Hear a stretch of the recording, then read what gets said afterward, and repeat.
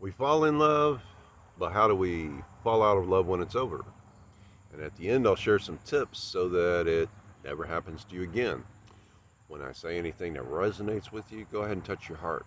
This is Hawk from Helpful Hawk Healing, where we're freeing human hearts. In the description below, you'll find a link to the rules of the mind that will augment what we're learning here. And you will also find a link to an incredibly helpful article about 101 questions to ask yourself so that you know more about what you want and where you're going. Now, there are many descriptions of love, truly, as there are people. However, the basic mechanics of falling in love are familiar to us all. A person meets a person and they're infatuated and there's hugs and kisses and maybe more. Yay! What happens when that's no longer the case? If they're friends with each other, they may still do the huggy kissy and other parts and keep going, or they may just say, nah. So how do you fall out of love? For me, I'm never falling in love again because when I fall, I get hurt. However, what happens when it's over, and how do you truly fall out of love without all the anger and hostility? Well, the first thing is to find gratitude for having had the experience itself.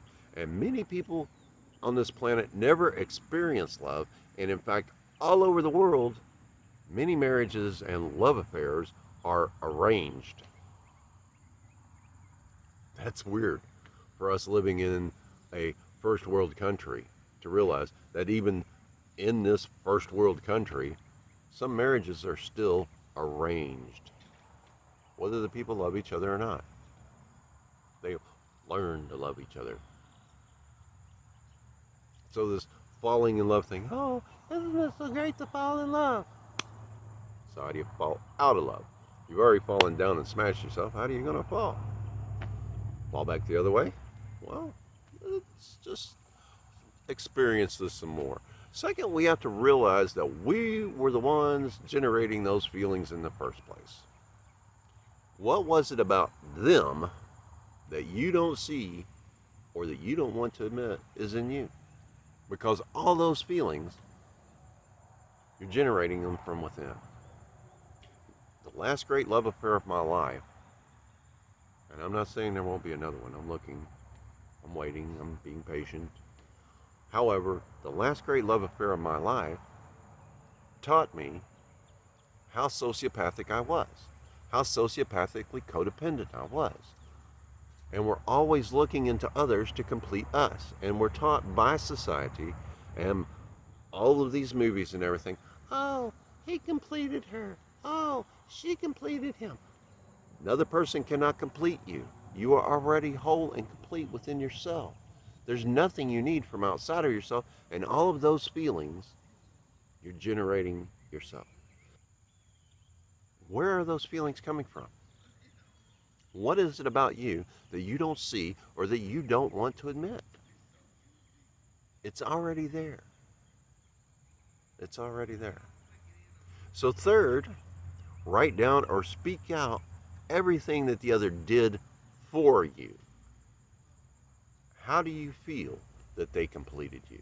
What did they do for you? What did they make you feel?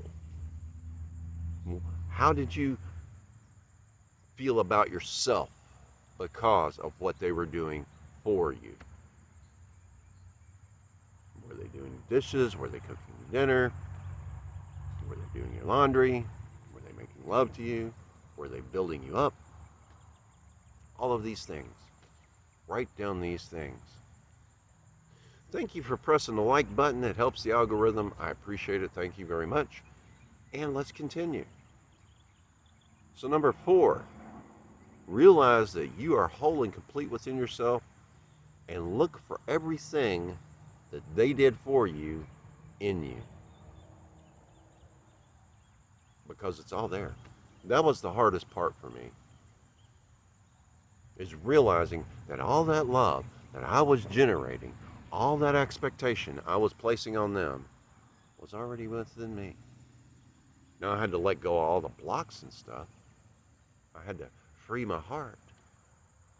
in order to see it, but I did. And I still do. And every single day I look and say, what is within me that I can love more today than yesterday? I cannot stress this enough. It always comes back to you and your heart. You are responsible for the feelings you decide to feel and generate. It always comes back to your heart. So number 5, what did you do for them? How did you seek to make them feel? And what were the things you did to ensure that these feelings continued? Yeah. that one we're giving a second. What did you do for them? How were you completing them? Thank you for subscribing so that we can continue learning together, and also join me Saturdays at 9 a.m. here on YouTube for my Saturday soaring sessions, where we're freeing human hearts, soaring through life. Now we have number 6. Now that you've been through the previous steps, look at what you knew you didn't like about them walking in the door. These things are commonly known as red flags, and you must look at the underlying reason for why you ignored them in the first place. Oh, they'll change. No, they won't.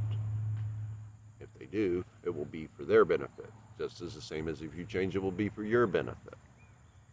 What were the red flags they could have seen about you? But what were the red flags you ignored about them?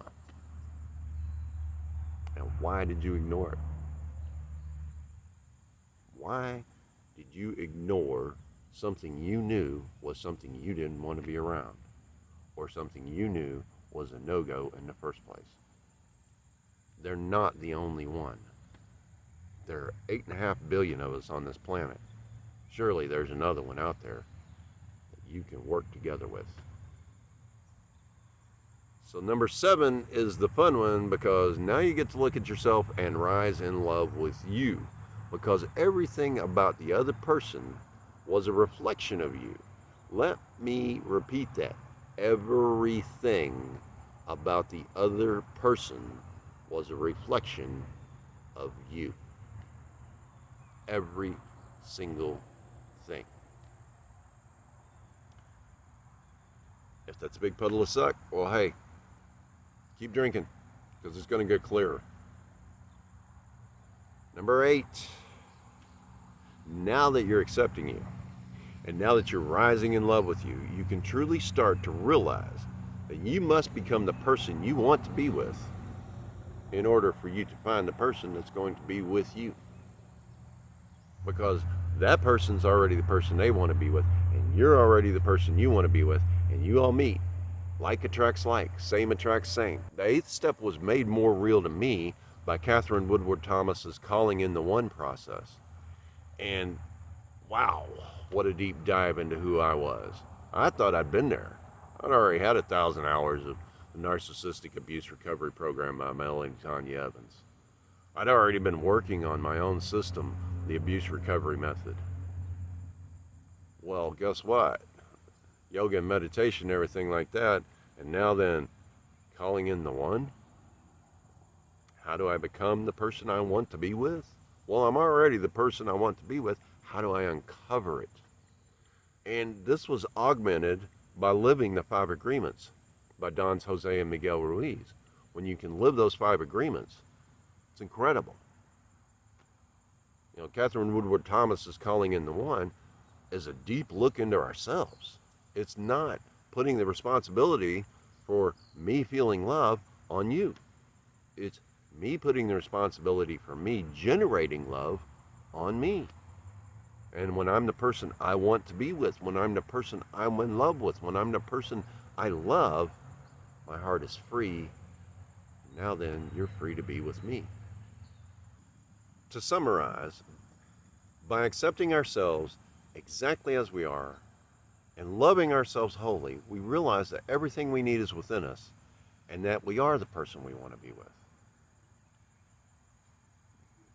Our heart becomes free because we've freed it We've allowed it to experience itself. We've allowed it to experience others. We've allowed ourselves to love ourselves.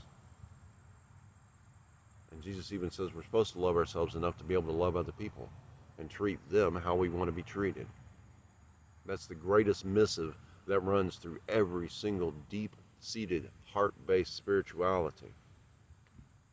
So now for the tip time.